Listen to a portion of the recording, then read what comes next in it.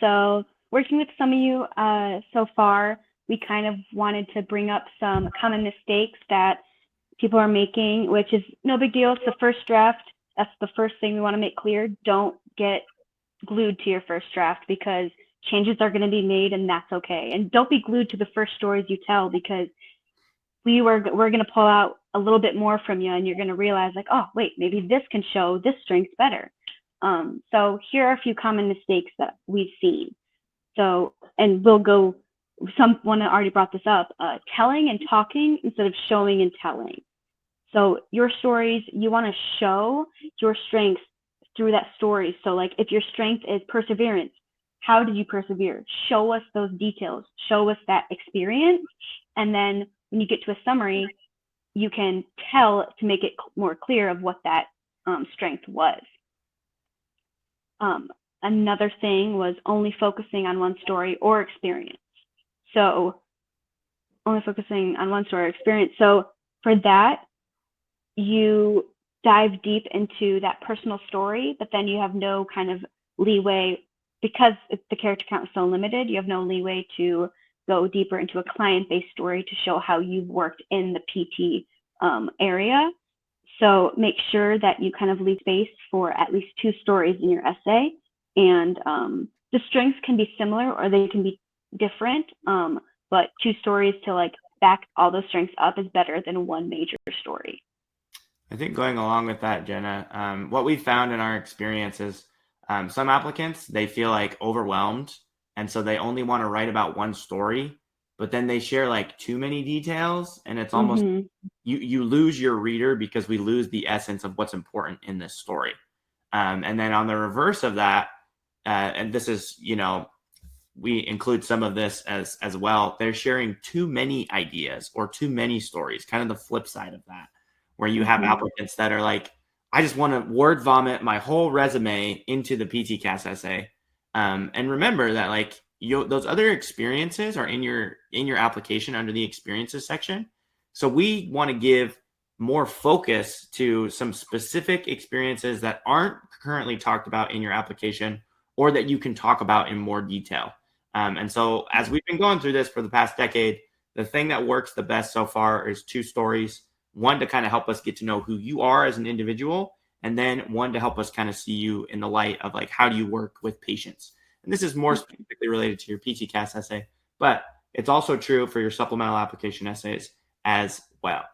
Let's see here. I'll do the next 2, and then we'll let you finish up with the last bullet. Okay. So writing about how other people are awesome instead of yourself. Okay, this is extremely common. Applicants are writing, they write a story, and maybe they had a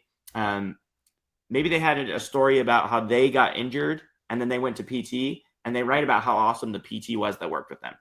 Guess what? That physical therapist has already gotten into PT school.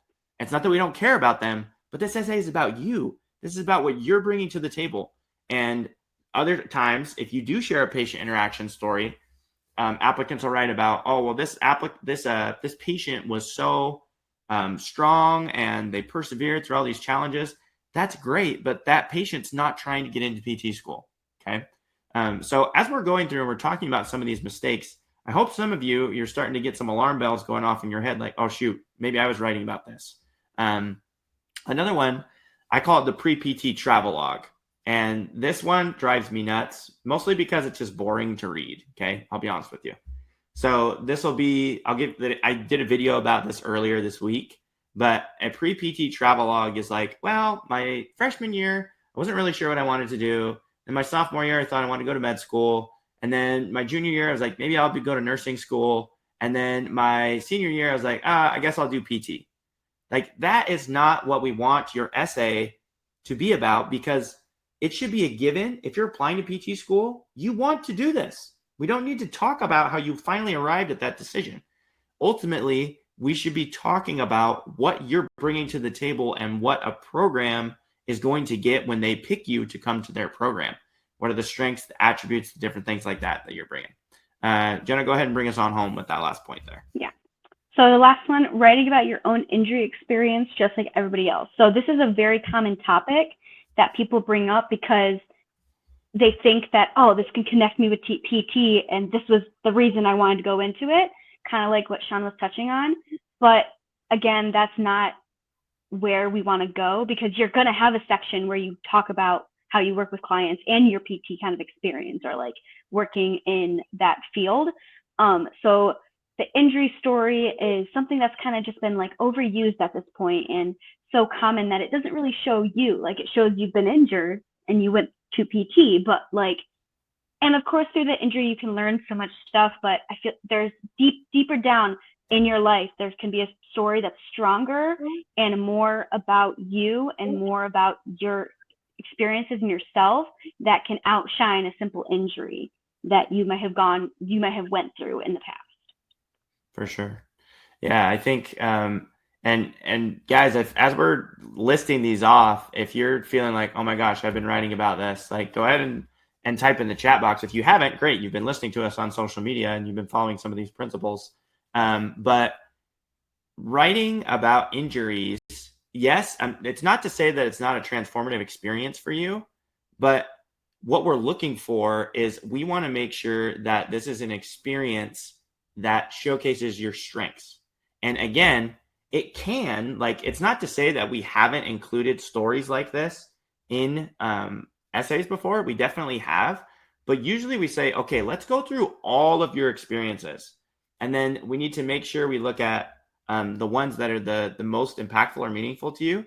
If that injury recovery, like one that's sticking out in my mind was with an applicant who had a major car accident that completely derailed her academic career and her professional career and different things like that. And she saw a change from that. And I said, you know what? This is a really compelling story. You can demonstrate a lot of strengths in this. So you still can use it, but don't just talk about, oh, I tore my ACL and then I went to PT and I thought it was really cool, so I decided to become a PT.